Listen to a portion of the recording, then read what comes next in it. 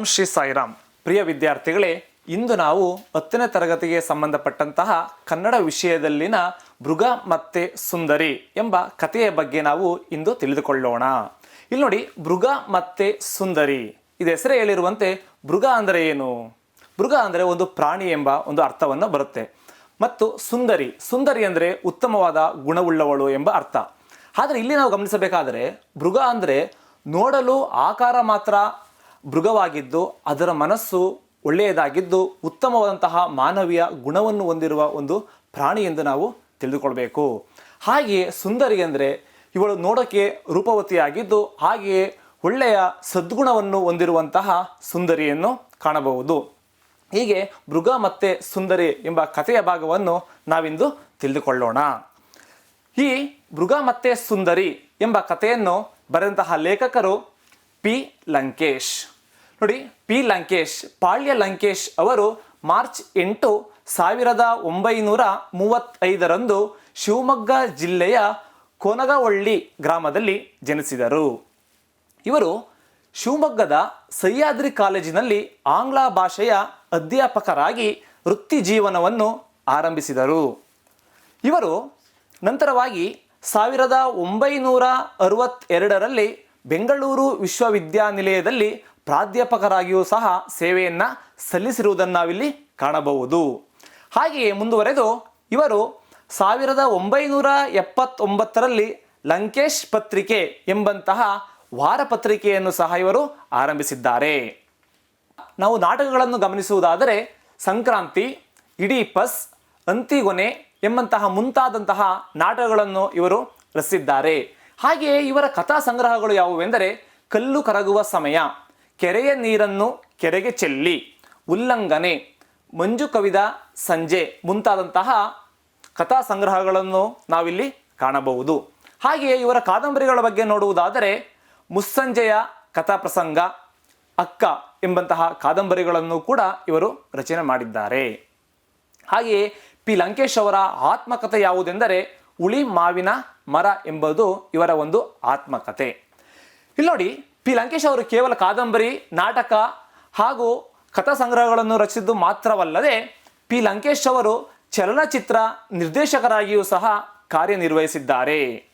ಈ ಚಲನಚಿತ್ರ ನಿರ್ದೇಶಕರಾಗಿ ಕಾರ್ಯನಿರ್ವಹಿಸಿದಂತಹ ಈ ಲಂಕೇಶ್ ಅವರಿಗೆ ಕೇಂದ್ರ ಸಾಹಿತ್ಯ ಅಕಾಡೆಮಿ ಪ್ರಶಸ್ತಿ ಹಾಗೂ ಕೇಂದ್ರ ಸರ್ಕಾರದಿಂದ ಅತ್ಯುತ್ತಮವಾದಂತಹ ನಿರ್ದೇಶಕ ಪ್ರಶಸ್ತಿಗಳು ಸಹ ಇವರಿಗೆ ಲಭಿಸಿದೆ.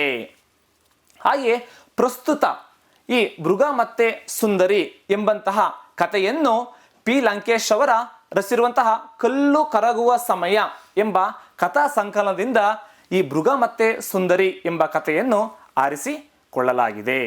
ಇದಿಷ್ಟು ಮಕ್ಕಳೇ ಪಿ ಲಂಕೇಶ್ ಅವರ ಸಣ್ಣದಂತಹ ಒಂದು ಕಿರು ಪರಿಚಯ. ಈಗ ನಾವು ನೇರವಾಗಿ ಮೃಗ ಮತ್ತೆ ಸುಂದರಿಯ ಕಥೆಯ ಬಗ್ಗೆ ತಿಳ್ಕೊಳ್ಳೋಣ.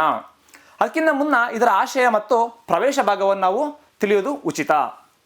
ನೋಡಿ, ರಾವಣನು ದಶಶಿರನು, ಮಾನವನು ಶತಶಿರನು ಎಂಬ DVG ವಾಣಿಯಂತೆ ಮಾನವನಲ್ಲಿ ಮೃಗೀಯವಾದ ಗುಣಗಳಿವೆ. ಇಲ್ಲಿ DV ಗುಂಡಪ್ಪನವರು ಏನು ಹೇಳ್ತಾರೆ ಅಂದರೆ, ರಾವಣನು ದಶಶಿರನು, ರಾವಣನು 10 ತಲೆಗಳನ್ನು ಹೊಂದಿದ್ದಾನೆ, ಹಾಗೆಯೇ ಮಾನವನು 100 ತಲೆಗಳನ್ನು ಹೊಂದಿದ್ದಾನೆ. ಅಂದರೆ ಮಾನವನು 100 ತಲೆಗಳನ್ನು ಹೊಂದಿದ್ದರೂ ಕೂಡ 1000 ಮುಖಗಳನ್ನು ತನ್ನಲ್ಲಿಯೇ ಇಟ್ಟುಕೊಂಡು ಹಾವುವಾಗಿ, ಹಾಗೆಯೇ ಕಪ್ಪೆಯಾಗಿ, ಜಿಂಕೆಯಾಗಿ, ಮೃಗವಾಗಿ ಹಾಗೂ ಅನೇಕ ರೀತಿಯ ಪ್ರಾಣಿಯ ಗುಣಗಳನ್ನು ಹೊಂದಿರುವ ಅತಿಶಯವಾದ ವ್ಯಕ್ತಿ ಎಂಬಂತಹ ಒಂದು ಮಾತನ್ನು ಇಲ್ಲಿ DVG ಹೇಳಿರುವುದನ್ನು ನಾವು ಕಾಣಬಹುದಾಗಿದೆ. ಹಾಗೆಯೇ ಮಾನವನಲ್ಲಿ ಮೃಗೀಯವಾದ ಗುಣಗಳಿವೆ. ಅಂದರೆ ಮೃಗವನ್ನು ಹೊಂದಿರುವಂತಹ, ಪ್ರಾಣಿಯನ್ನು ಹೊಂದಿರುವಂತಹ ಆ ರೀತಿಯ ಗುಣಗಳು ಇವೆ. ಆದರೆ ಪ್ರೀತಿ, ಸ್ನೇಹ, ಕರುಣೆ, ಬಾಂಧವ್ಯದ ಕ್ರೂರತೆಯನ್ನು ಕಳೆದು ಮಾನವೀಯ ಗುಣ ಸಂಪನ್ನನಾದರೆ ಅವನ ಬದುಕು ಸಾರ್ಥಕ. ಅಂದರೆ ಪ್ರತಿಯೊಬ್ಬ ಮನುಷ್ಯನೂ ಕೂಡ ತನ್ನ ಕ್ರೂರತೆಯನ್ನು ಬಿಡಬೇಕು ಅಂದರೆ ಪ್ರೀತಿ, ಸ್ನೇಹ, ಕರುಣೆ ಎಂಬ ಬಾಂಧವ್ಯವನ್ನು ಬೆಳೆಸ್ಕೋಬೇಕು. ಇಂತಹ ಬಾಂಧವ್ಯವನ್ನು ಬೆಳೆಸ್ಕೊಂಡ್ರೆ ಮಾತ್ರ ಮನುಷ್ಯ ತನ್ನ ಕ್ರೂರತೆಯನ್ನು ಕಳೆದು, ಕ್ರೂರತೆಯನ್ನು ಬಿಟ್ಟು ಅವನಲ್ಲಿ ಮಾನವೀಯ ಗುಣ ಬೆಳೆಯುತ್ತದೆ ಎಂದು ಇಲ್ಲಿ ಹೇಳಲಾಗಿದೆ. ಇಲ್ಲಿ ಮನುಷ್ಯ ಗಳಿಸಿರುವಂತಹ ನಮ್ಮ ಹಣ, ಅಧಿಕಾರ, ಸಂಪತ್ತೆಲ್ಲವೂ ಕೂಡ ಕ್ಷಣಿಕ. ಮಾನವ ಕೋಟಿ ಕೋಟಿ ಹಣ ಆಸ್ತಿ ಎಲ್ಲವನ್ನೂ ಕೂಡ ಸಂಪಾದಿಸಬಹುದು. ಆದರೆ ಅವೆಲ್ಲವೂ ಕೂಡ ಕ್ಷಣಿಕ ಅಂದರೆ ತಾತ್ಕಾಲಿಕ ಎಂಬರ್ಥ. ಅವುಗಳು ಯಾವ ಸಮಯದಲ್ಲಾದರೂ ಬದಲಾವಣೆ ಆಗಬಹುದು. ಅಧಿಕಾರ, ಹಣ, ಸಂಪತ್ತು, ನಾನು ಎಂಬ ಗರ್ವ ಯಾವುದೇ ರೀತಿಯ ಶಾಶ್ವತವಾದ ವಸ್ತುವಲ್ಲ. ಅವೆಲ್ಲವೂ ಕೂಡ ತಾತ್ಕಾಲಿಕ. ಯಾಕೆ ಪ್ರಕೃತಿ ಬದಲಾವಣೆ ಎಂಬುದು ಪ್ರಕೃತಿಯ ನಿಯಮ. ಹಾಗಾಗಿ ಅವೆಲ್ಲವೂ ಕೂಡ ಯಾವ ಸಮಯದಲ್ಲಾದರೂ ಕೂಡ ಬದಲಾವಣೆ ಆಗಬಹುದು. ಅದಕ್ಕೋಸ್ಕರ ಪ್ರೀತಿ, ಕರುಣೆ, ಬಾಂಧವ್ಯ ಎಂಬ ವಿಶ್ವಾಸ ಗುಣವನ್ನು ನಾವು ಹೊಂದಬೇಕಾಗುತ್ತದೆ. ಎಂತಹ ಕಷ್ಟ ಸಮಯದಲ್ಲೂ ಅಂಜದೆ ಸವಾಲುಗಳನ್ನು ತಾಳ್ಮೆಯಿಂದ ಎದುರಿಸಿದರೆ ಬದುಕಿನಲ್ಲಿ ಯಶಸ್ಸನ್ನು ಸಾಧಿಸಬಹುದು ಎಂಬ ಆಶಯವನ್ನು ಇಲ್ಲಿ ಕಾಣಬಹುದು. ಎಷ್ಟು ಸುಮಧುರವಾದ ಮಾತು ಅಲ್ವಾ? ಅಂದರೆ ಎಂತಹ ಕಷ್ಟ ಸಮಯದಲ್ಲೂ ಕೂಡ, ಜೀವನದಲ್ಲಿ ಏನೇ ಕಷ್ಟ ಬಂದರೂ ಕೂಡ ನಾವು ಜೀವನದಲ್ಲಿ ಅಂತಹ ಸಮಸ್ಯೆಗೆ ಎದುರಾಗಿ ನಿಲ್ಲಬೇಕೇ ಹೊರತು ಸಮಸ್ಯೆಗೆ ನಾವು ಬಾಗಬಾರ್ದು. ಅಂತಹ ಅಂಜದೆ, ಭಯಪಡದೆ ಸವಾಲುಗಳನ್ನು ನಾವು ತಾಳ್ಮೆಯಿಂದ ನಿಧಾನವಾಗಿ ಎದುರಿಸಿದಾಗ ಮಾತ್ರ ನಾವು ಜೀವನದಲ್ಲಿ ಅಂದುಕೊಂಡಂತಹ ಗುರಿಯನ್ನು ಸಾಧಿಸೋಕ್ಕೆ ಸಾಧ್ಯ ಆಗುತ್ತದೆ ಎಂಬುದು ಒಂದು ಒಳ್ಳೆಯದಂತಹ ಮಾತು. ಅದೇ ರೀತಿಯಲ್ಲಿ ಈ ಮೃಗ ಮತ್ತು ಸುಂದರಿಯಲ್ಲಿ ಸುಂದರಿ ತನ್ನ ಬದುಕಿನಲ್ಲಿ ಬರುವಂತಹ ಸವಾಲುಗಳನ್ನು ನಿಧಾನವಾಗಿ ಎದುರಿಸಿ ಅವಳು ಬದುಕಿನಲ್ಲಿ ಯಶಸ್ಸನ್ನು ಕಂಡು ರಾಜಕುಮಾರಿಯಾಗಿ ಬಿಂಬಿತವಾಗಿರುವುದನ್ನು ಇಲ್ಲಿ ಕಾಣಬಹುದು.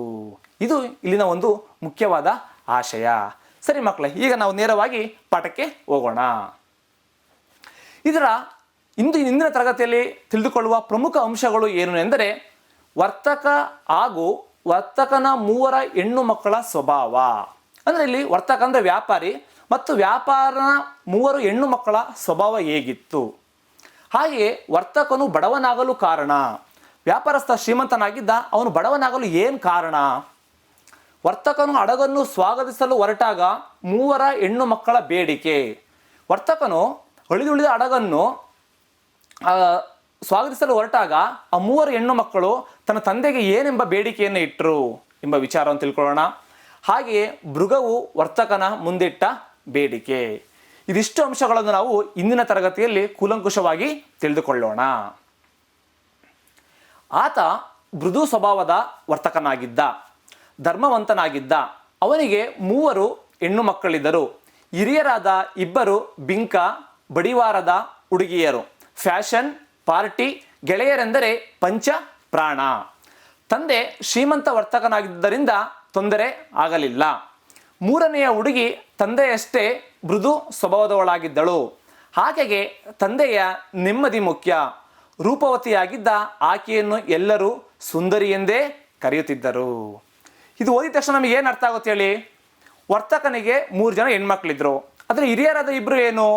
ಬಿಂಕ ಮತ್ತು ಬೆಡಗಿಯರು. ಅಂದರೆ ಶೋಕಿಯನ್ನು ತೋರಿಸುವಂತಹ ವ್ಯಕ್ತಿತ್ವ ಉಳ್ಳಂತಹ ಹುಡುಗಿಯರು. ಆದರೆ ಅದೇ ಕೊನೆಯ ಹುಡುಗಿ ಮೃದು ಸ್ವಭಾವದವಳು. ಅವಳಿಗೆ ಏನು ಮುಖ್ಯ? ನನಗೆ ಫ್ಯಾಷನ್ನು, ಪಾರ್ಟಿ, ಗೆಳೆಯ ಎಂಬುದು ಮುಖ್ಯ ಅಲ್ಲ, ತಂದೆಯ ನೆಮ್ಮದಿ ಮುಖ್ಯ ಎಂಬ ಭಾವನೆಯನ್ನು ಹೊಂದಿರ್ತಾಳೆ. ಆತ ಮೃದು ಸ್ವಭಾವದ ವರ್ತಕನಾಗಿದ್ದ. ಈ 3 ಹೆಣ್ಣು ಮಕ್ಕಳ ತಂದೆ ಮೃದು ಸ್ವಭಾವ. ಮೃದು ಅಂದ್ರೇನು? ನಯ, ವಿನಯ, ಸ್ನೇಹ ಪರತೆಯನ್ನು ಹೊಂದಿರುವಂತಹ ಉತ್ತಮವಾದ ಸದ್ಗುಣವುಳ್ಳಂತಹ ವ್ಯಕ್ತಿ. ಆತ ಮೃದು ಸ್ವಭಾವದ ವರ್ತಕ ಅಂದರೆ ಒಬ್ಬ ವ್ಯಾಪಾರಸ್ಥನಾಗಿದ್ದ. ಅಂದರೆ ಮೃದು ಸ್ವಭಾವದ ವ್ಯಾಪಾರಸ್ಥನಾಗಿದ್ದ ಹಾಗೂ ಧರ್ಮದ ಬಗ್ಗೆ ನಂಬಿಕೆಯನ್ನು ಹೊಂದಿದ್ದಂತಹ ಒಬ್ಬ ವ್ಯಕ್ತಿ. ಈ ವರ್ತಕನಿಗೆ 3 ಜನ ಹೆಣ್ಮಕ್ಳಿದ್ರು. ಆ 3 ಜನ ಹೆಣ್ಮಕ್ಳಲ್ಲಿ ಹಿರಿಯರಾದ 2 ಬಿಂಕ ಮತ್ತು ಬಡಿವಾರದ ಹುಡುಗಿಯರು. ಅಂದರೆ ಶೋಕಿಯನ್ನು ತೀರಿಸುವಂತಹ 2 ಹುಡುಗಿಯರು. ಅವರಿಗೆ ತನ್ನ ತಂದೆಯ ನೆಮ್ಮದಿಗಿಂತ ಅವರಿಗೆ ಫ್ಯಾಷನ್ನು, ಈಗಿನ ಕಾಲದ ಸ್ಟೈಲು, ಫ್ಯಾಷನ್ನು, ಪಾರ್ಟಿ, ಗೆಳೆಯರೊಂದಿಗೆ ಹೋಗುವಂತಹ ಪಾರ್ಟಿ ಮಾಡುವಂಥದ್ದು. ಗೆಳೆಯರೆಂದರೆ ಪಂಚಪ್ರಾಣ. ಅವರು ಹೆಚ್ಚಾಗಿ ಮನೆಯಲ್ಲಿರೋದಕ್ಕಿಂತ ಗೆಳೆಯರು, ಫ್ಯಾಷನ್ನು, ಪಾರ್ಟಿ ಅದರಲ್ಲೇ ಕೂಡ ಸಮಯವನ್ನು ಕಳೀತಾ ಇದ್ರು. ತಂದೆ ಶ್ರೀಮಂತ ವರ್ತಕನಾಗಿದ್ದರಿಂದ ತೊಂದರೆ ಆಗಲಿಲ್ಲ. ಅಂದರೆ ಈ ಹಿರಿಯ 2 ಹೆಣ್ಣು ಮಕ್ಕಳಿಗೆ ಯಾವಾಗ ನೋಡಿದ್ರು ಫ್ಯಾಷನ್ನು, ಪಾರ್ಟಿ, ಗೆಳೆಯರು ಎಂಬ ತಿರುಗಾಡ್ತಾನೆ ಇದ್ರು. ಆದರೆ ತಂದೆ ಶ್ರೀಮಂತ, ಅಂದರೆ ದೊಡ್ಡ ದೊಡ್ಡ ವ್ಯಾಪಾರಸ್ಥರಾಗಿದ್ದರಿಂದ ಇವರಿಗೆ ಹಣಕಾಸಿಗೇನು ತೊಂದರೆ ಆಗ್ತಿರಲಿಲ್ಲ. ಹಾಗಾಗಿ ಇವರು ಯಾವಾಗ ನೋಡಿದ್ರು ಫ್ಯಾಷನ್ನು, ಪಾರ್ಟಿ ಎಂಬಂತೆ ತಿರುಗಾಡ್ತಾನೆ ಇದ್ರು. ಆದರೆ 3ನೆಯ ಹುಡುಗಿ ತಂದೆಯಷ್ಟೇ ಮೃದು ಸ್ವಭಾವದಾಗಿದ್ದಳು. ಅಂದರೆ ತಂದೆ ಎಷ್ಟು ನಯ, ವಿನಯ, ಸ್ನೇಹಪರತೆ ಗುಣವನ್ನು ಹೊಂದಿದ್ನೋ ಅದೇ ರೀತಿಯಾಗಿ 3ನೇ ಹುಡುಗಿ ಅದೇ ನಯ, ವಿನಯ, ಸದ್ಗುಣವನ್ನು ಹೊಂದಿರುವಂತಹ ಹುಡುಗಿಯಾಗಿದ್ದಳು. ಆಕೆಗೆ ತಂದೆಯ ನೆಮ್ಮದಿ ಮುಖ್ಯ. ಈ 3ನೇ ಹುಡುಗಿಗೆ ಫ್ಯಾಷನ್, ಪಾರ್ಟಿ, ಗೆಳೆಯರು ಮುಖ್ಯ ಅಲ್ಲ, ತನ್ನ ತಂದೆಯ ನೆಮ್ಮದಿ ಸಂತೋಷವೇ ಮುಖ್ಯವಾಗಿತ್ತು. ಈಕೆ ರೂಪವತಿಯಾಗಿದ್ದ ಆಕೆಯನ್ನು ಎಲ್ಲರೂ ಕೂಡ ಸುಂದರಿ ಎಂದು ಕರೆತಿದ್ದರು. ಕೇವಲ ಅವಳು ತಂದೆಯ ನೆಮ್ಮದಿ ಬಯಸಿದ ಅಷ್ಟೇ ಅಲ್ಲದೆ ಅವಳು ಕೇವಲ ರೂಪವತಿ ಅಲ್ಲ, ಅವಳಲ್ಲಿ ಒಳ್ಳೆಯ ಗುಣಗಳು ಕೂಡ ಇತ್ತು. ಹಾಗೆ ರೂಪವತಿಯನ್ನು ಕೂಡ ಆಗಿದ್ಲು. ಹಾಗಾಗಿ ಈಕೆಯನ್ನು ಎಲ್ಲರೂ ಕೂಡ ಸುಂದರಿ ಎಂದು ನಾವು ಕರೆತಿದ್ದರು. ಮುಂದೆ ನೋಡುವುದಾದರೆ, ಹೀಗಿದ್ದಾಗ ಹೀಗೆ ಇದೇ ಇಬ್ಬರು ಮಕ್ಕಳು ಫ್ಯಾಷನ್ನು ಪಾರ್ಟಿ ಎಂಬ ತಿರುಗಾಡ್ತಾ ಇದ್ರು. ಮೂರನೇಳು ತಂದೆಯ ನೆಮ್ಮದಿ ಮುಖ್ಯವಾಗಿತ್ತು. ಹೀಗಿದ್ದೇನಾಯಿತು, ಒಮ್ಮೆ ಹೀಗಿದ್ದಾಗ ವರ್ತಕನ ಕಷ್ಟಗಳು ಶುರುವಾದವು. ಅವನ ವ್ಯಾಪಾರ ಕುಸಿದು ಬಿತ್ತು. ಬರಬೇಕಾಗಿದ್ದ ಹಣ ಬರಲಿಲ್ಲ. ಸರಕುಗಳನ್ನು ತರಲು ದೂರ ದೇಶಕ್ಕೆ ಪ್ರಯಾಣಿಸಿದ್ದ ಹಡಗುಗಳು ಹಿಂದಿರುಗಲಿಲ್ಲ. ಅವನ ಸಾಲಗಳು ಅವನನ್ನು ಬಾಧಿಸತೊಡಗಿದವು.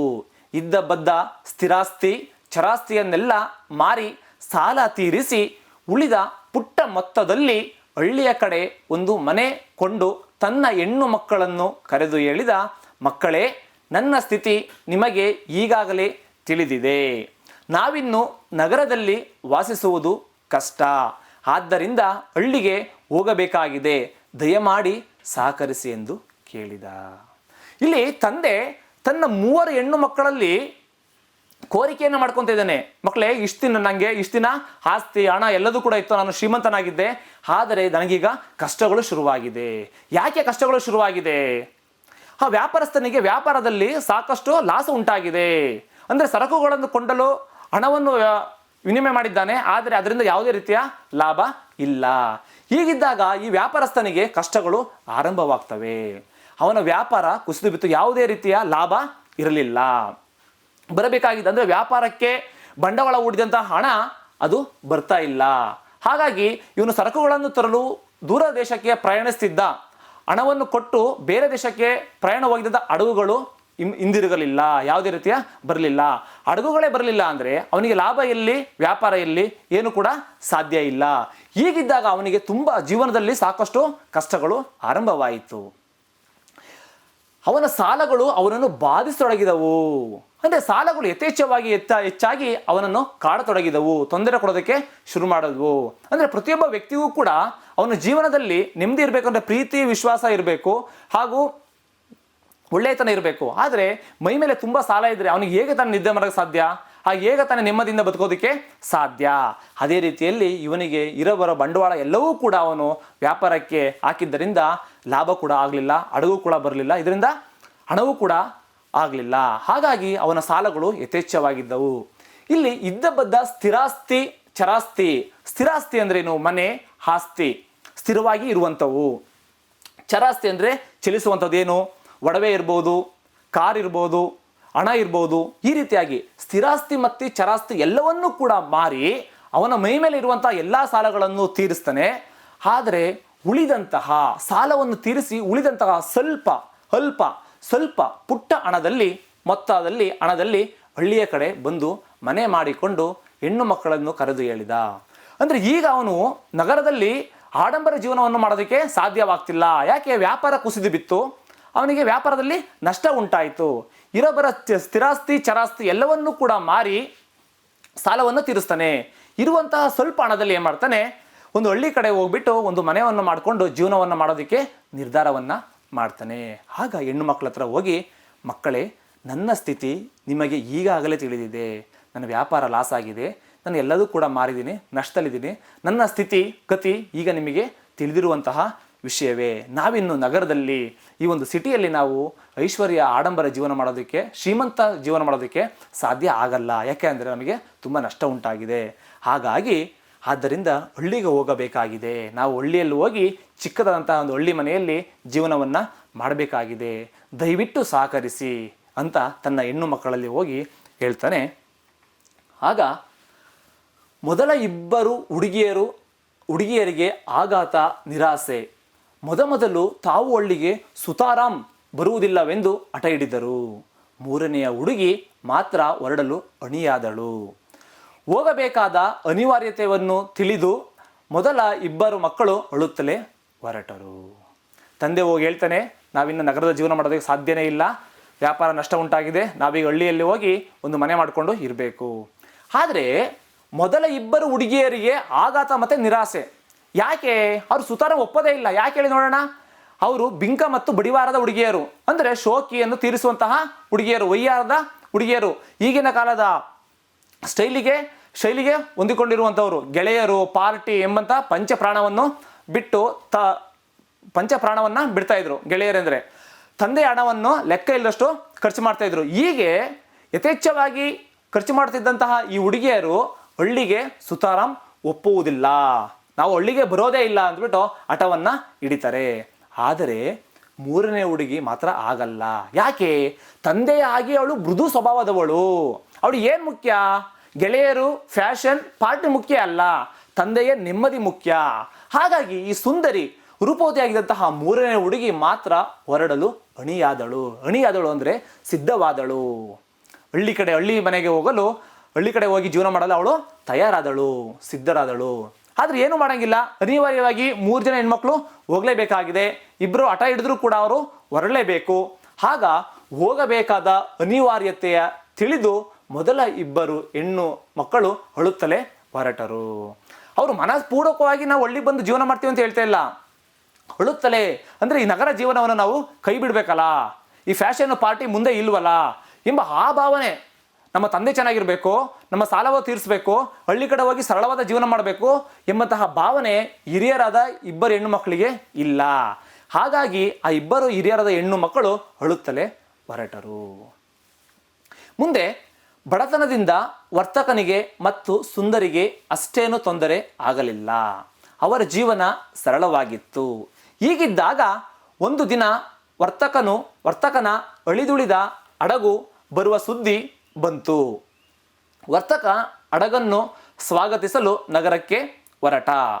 ಇಬ್ಬರು ಹಿರಿಯ ಹೆಣ್ಣು ಮಕ್ಕಳು ಬಟ್ಟೆ, ಒಡವೆ, ಅಲಂಕಾರದ ವಸ್ತುಗಳ ಪಟ್ಟಿ ನೀಡಿದರೆ ಸುಂದರಿ ತನಗೊಂದು ಗುಲಾಬಿ ಹೂಗಳ ಗೊಂಚಲು ತರಬೇಕೆಂದು ಕೇಳಿಕೊಂಡಳು. ನಾವು ಇಲ್ಲಿ ಗಮನಿಸಬೇಕಾದ್ರೆ ಮಕ್ಕಳೇ, ಆದರೂ ಕೂಡ ಈ ಇಬ್ಬರು ಹಿರಿಯ ಹೆಣ್ಣು ಮಕ್ಕಳು ಹಳ್ಳಿಗೆ ಬಂದರೂ ಕೂಡ ಅವರ ಒಂದು ಆಸೆಗಳು, ಅವರು ಫ್ಯಾಷನ್ನು, ಪಾರ್ಟಿ ಹಾಗೂ ಈಗಿನ ಸ್ಟೈಲನ್ನು ಅವರೆಂದೂ ಕೂಡ ಮರ್ತಿಲ್ಲ. ಈಗ ಬಡತನ ಇದ್ದರೂ ಕೂಡ ಅವರಿಗೆ ಫ್ಯಾಷನ್ ಮಾಡಬೇಕು ಎಂಬ ಆಸೆನಕ್ಕಿಂತ ದುರಾಸೆ ಅಂತ ನಾವು ಹೇಳ್ಬೋದಾಗಿದೆ. ಬಡತನದಿಂದ ವರ್ತಕನಿಗೆ ಮತ್ತು ಸುಂದರಿಗೆ ಅಷ್ಟೇನು ತೊಂದರೆ ಆಗಲಿಲ್ಲ. ಯಾಕೆ? ಈ ಬಡತನದಿಂದ ಅಂದರೆ ನಷ್ಟವನ್ನು ಉಂಟಾದಂತಹ ಈ ವರ್ತಕ ಮತ್ತು ಸುಂದರಿಗೆ ಜೀವನ ಮಾಡೋದಕ್ಕೆ ಅಷ್ಟೇನು ಕಷ್ಟ ಆಗಲಿಲ್ಲ. ಯಾಕೆ ಅಂತ ನಾವು ನೋಡುವುದಾದರೆ, ಈ ವರ್ತಕ ಹಾಗೂ ಸುಂದರಿ ಮೃದು ಸ್ವಭಾವದವರು, ನಯ ವಿನಯವನ್ನು ಹೊಂದಿರುವಂಥವರು. ಇವಿಬ್ಬರಿಗೂ ಕೂಡ ಕಷ್ಟ ಏನು ಅಂತ ಗೊತ್ತಿದೆ. ಹೇಗೆ ಬೇಕಾದರೂ ಹಳ್ಳಿ ಜೀವನವನ್ನು ಮಾಡೋಕ್ಕೂ ಸಹ ಗೊತ್ತಿದೆ, ನಗರ ಜೀವನವನ್ನು ಮಾಡೋಕ್ಕೂ ಸಹ ಇವರಿಗೆ ಗೊತ್ತಿದೆ. ಅಂದರೆ ಸಮಯಕ್ಕೆ ಹೊಂದಾಣಿಕೆಯಾಗುವಂತೆ, ಸಮಯಕ್ಕೆ ತಕ್ಕಂತೆ ಜೀವನ ಮಾಡುವಂತಹ ಸ್ವಭಾವ ಈ ಅಪ್ಪ ಮತ್ತು ಮಗಳದ್ದು.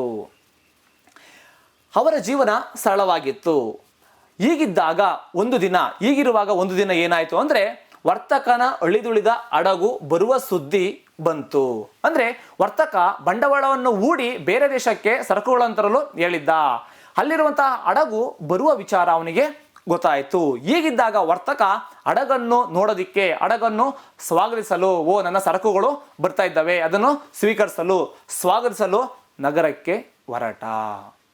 ಹೆಣ್ಮಕ್ಳಿಗೆ ಹೇಳ್ತೇನೆ, ಸರಿ ನಾನು ಹಡಗನ್ನು ಸ್ವಾಗತಿಸಲು ನಗರಕ್ಕೆ ಹೋಗ್ತಾ ಇದ್ದೀನಿ ಅಂತ ಹೇಳಿ ಹೊರಟುವ ಸಂದರ್ಭದಲ್ಲಿ ಈ ಬಿಂಕ ಮತ್ತು ಬಡಿವಾರ ಹೊಂದಿರುವಂತಹ ಫ್ಯಾಷನ್ ಪಾರ್ಟಿ ಎಂಬ ಹುಚ್ಚು ಆಸೆ ಇರುವಂತಹ ಈ ಹಿರಿಯ ಇಬ್ಬರು ಹೆಣ್ಣು ಮಕ್ಕಳು ಏನೇನು ಕೇಳ್ತಾರೆ?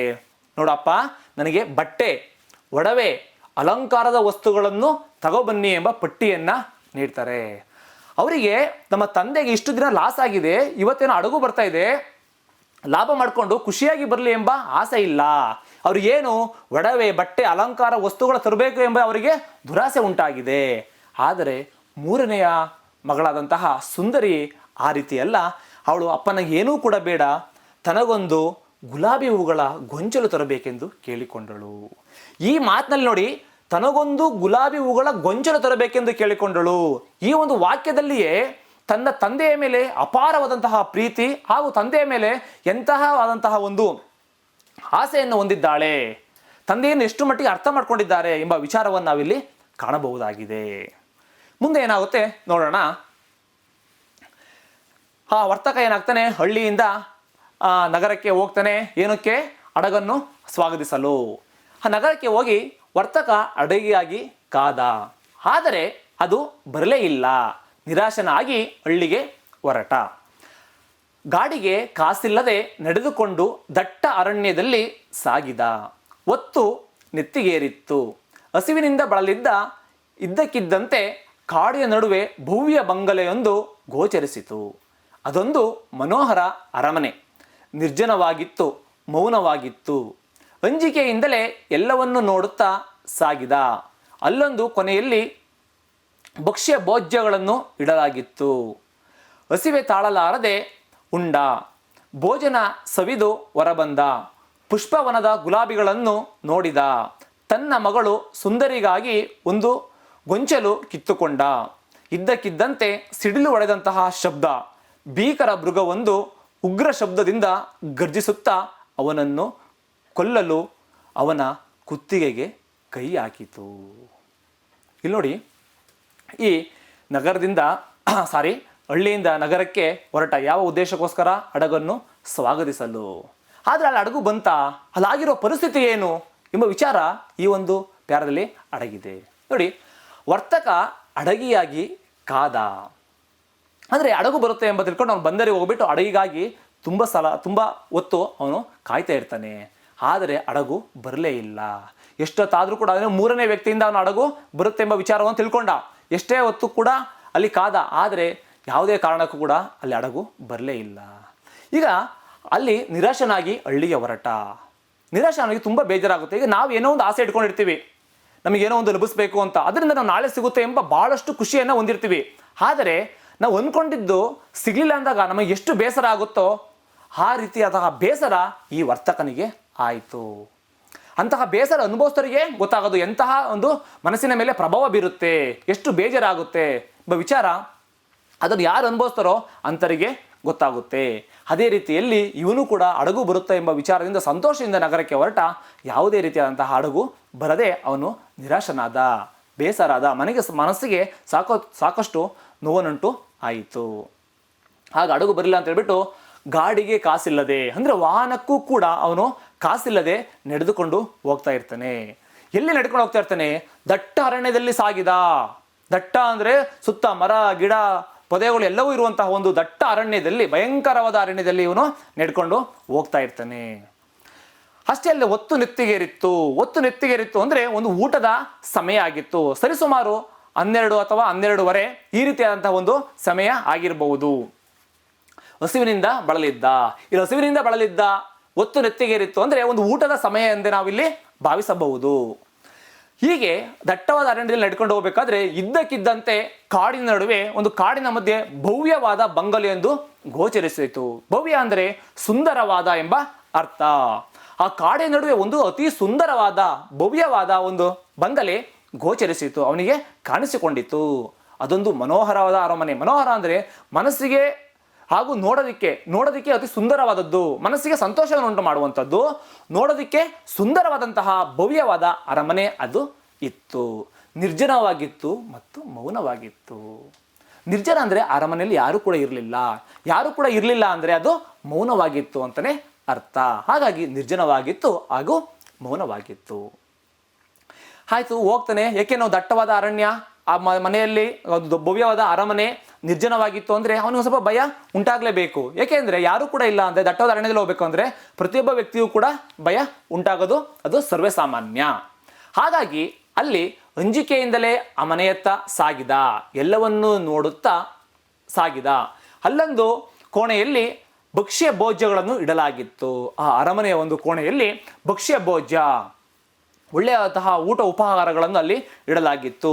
ಯಾಕೆಂದರೆ ಅವನು ಹೋಗುವಂತಹ ಸಮಯ ಊಟದ ಸಮಯವಾಗಿತ್ತು. ಹಸಿವಿನಿಂದ ಬೇರೆ ಅವನು ಬಳಲಿದ್ದ, ನಡೆದುಕೊಂಡು ಬೇರೆ ಹೋಗಿದ್ದ.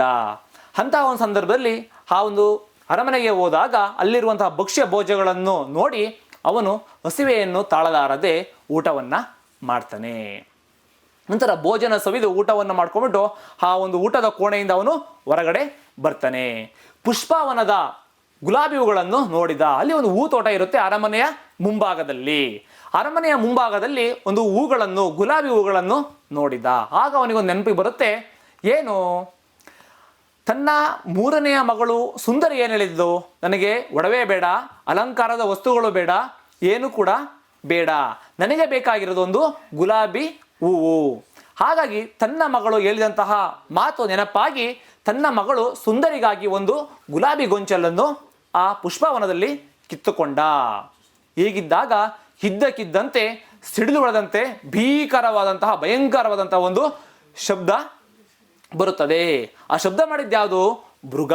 ಹೀಗಾಗಿ ಭೀಕರ ಮೃಗವೊಂದು ಉಗ್ರ ಶಬ್ದದಿಂದ ಗರ್ಜಿಸುತ್ತಾ ಅವನನ್ನು ಕೊಲ್ಲಲು ಅವನ ಕುತ್ತಿಗೆಗೆ ಕೈಯನ್ನು ಹಾಕಿತು. ಹೀಗೆ ಆ ಅರಮನೆಯಲ್ಲಿ ಹೂಗಳನ್ನು ಕಿತ್ತಂತಹ ಆ ವರ್ತಕನಿಗೆ ಭೀಕರವಾದ ಮೃಗವೊಂದು ಉಗ್ರವಾದ ಭಯಂಕರವಾದ ಶಬ್ದದಿಂದ ಗರ್ಜಿಸುತ್ತಾ ಕೂಗಾಡುತ್ತಾ ಬಂದು ಅವನನ್ನು ಕೊಲ್ಲಲು, ಅವನನ್ನು ಸಾಯಿಸಲು ಏನು ಮಾಡುತ್ತೆ, ಅವನ ಕುತ್ತಿಗೆಗೆ ಕೈ ಹಾಕುತ್ತದೆ. ಈಗ ನಾವು ನಡ್ಕೊಂಡು ಹೋಗ್ತಾ ಇರ್ತೀವಿ ಒಂದು ಕಾಡಲ್ಲಿ, ಏನೋ ಒಂದು ಯೋಚನೆ ಮಾಡಿಕೊಂಡು ಮುಂದೆ ನಡ್ಕೊಂಡು ಹೋಗ್ತಿರ್ತೀವಿ. ಹಿಂಭಾಗದಿಂದ ಯಾವುದೋ ಒಂದು ಪ್ರಾಣಿನೋ ಯಾರೋ ಒಂದು ಬಂದು ಎದುರಿಸಿದ್ರೆ ನಮಗೆ ಎಷ್ಟು ಭಯ ಆಗುತ್ತೋ ಆ ರೀತಿಯಾದಂತಹ ಭಯ ಈ ಒಬ್ಬ ವರ್ತಕನಿಗೆ ಉಂಟಾಗುತ್ತೆ. ನಂತರ ಇವನು ಏನು ಮಾಡ್ತಾನೆ, ಅಯ್ಯೋ ದೇವರೇ ಕಾಪಾಡು, ಅಯ್ಯ ನನ್ನನ್ನು ಕೊಲ್ಲಬೇಡ, ನನ್ನ ಮೇಲೆ ಕರುಣೆ ತೋರು ಎಂದು ವರ್ತಕ ಬೇಡಿಕೊಂಡ.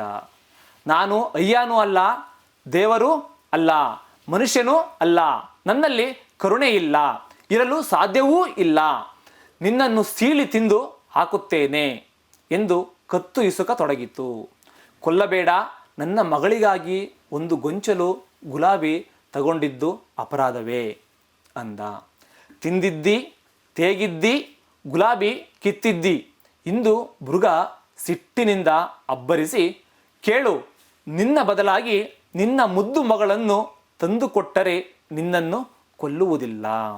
ನೀನು ತಪ್ಪಿಸಿಕೊಳ್ಳಲಾರೆ, ಈ ಬುಟ್ಟಿ ತೆಗೆದುಕೋ, ಇದರೊಂದಿಗೆ ಹೋಗು, ನಾಳೆ ಸಂಜೆ ಒಳಗೆ ನಿನ್ನ ಮಗಳನ್ನು ಕರೆ ತರದಿದ್ದರೆ ನಿನ್ನನ್ನು ನಿನ್ನ ಮಗಳನ್ನು ಒಟ್ಟಿಗೆ ಮುಗಿಸುತ್ತೇನೆ ಅಂದಿತು. ಅಂದರೆ ಈ ಒಬ್ಬ ವರ್ತಕನಿಗೆ ಎಷ್ಟು ಕಂಟಕ ಪ್ರಾಯ ಸಿಗಾಕೊಂತು ಅಂದರೆ, ಅರಮನೆಗೆ ಬಂದು ಊಟ ಮಾಡಿ ತನ್ನ ಕಿರಿಯಾದ ಮಗಳಿಗೆ ಗುಲಾಬಿ ಹೂವು ತಗೊಂಡ ಸಂದರ್ಭದಲ್ಲಿ ಮೃಗ ಅವನ ಮೇಲೆ ಕುತ್ತಿಗೆ ಕೈ ಹಾಕಿ ಸಾಯಿಸೋದಕ್ಕೆ ಬಂತು. ಆಗ ಅವನಿಗೆ ಎಷ್ಟು ಭಯ ಆಗಿ ಎಂಥ ಒಂದು ಪ್ರಾಣಕ್ಕೆ ಸಂಕಟಕ್ಕೆ ಸಿಗಾಕೊಂತಾನೆ ಅಂದರೆ, ಅಯ್ಯೋ ದೇವರೇ ಕಾಪಾಡು, ಅಯ್ಯ ನನ್ನನ್ನು ಕೊಲ್ಲಬೇಡ, ನನ್ನ ಮೇಲೆ ಕರುಣೆ ತೋರು ಎಂದು ವರ್ತಕ ಬೇಡಿಕೊಂಡ. ಅಂದರೆ ಸಾವಿನಿಂದ ಅವನು ಪಾರಾಗಲು ಕೇಳ್ಕೊತಾ ಇದ್ದಾನೆ, ಅಯ್ಯೋ ದೇವರೇ ನನ್ನನ್ನು ಕಾಪಾಡು, ಅಯ್ಯ ನನ್ನನ್ನು ಕೊಲ್ಲಬೇಡ, ದಯವಿಟ್ಟು ನನ್ನನ್ನು ಕೊಲ್ಲಬೇಡ, ನನ್ನ ಮೇಲೆ ಪ್ರೀತಿಯನ್ನು ತೋರು, ಕರುಣೆಯನ್ನು ತೋರು, ವಿಶ್ವಾಸವನ್ನು ತೋರು ಎಂಬ ಹಂಬಲಾಚಿಕೊಂಡು ಈ ಮೃಗದ ಬಳಿ ವರ್ತಕ ಬೇಡ್ಕೊತಾ ಇದ್ದಾನೆ, ತನ್ನ ಪ್ರಾಣವನ್ನು ಉಳಿಸ್ಕೊಳ್ಳೋಸ್ಕರ.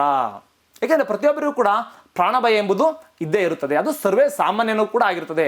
ಕೇವಲ ಮನುಷ್ಯನಿಗಲ್ಲ, ಎಲ್ಲ ಪರಿಸರದಲ್ಲಿರುವ ಸಕಲ ಜೀವಿಗಳಿಗೂ ಕೂಡ ಪ್ರಾಣ ಭಯ ಎಂಬುದು ಅನಿವಾರ್ಯ ಮತ್ತು ಅಗತ್ಯತೆ. ಪ್ರಾಣ ಭಯ ಎಂಬುದು ಇದ್ದೇ ಇರುತ್ತದೆ.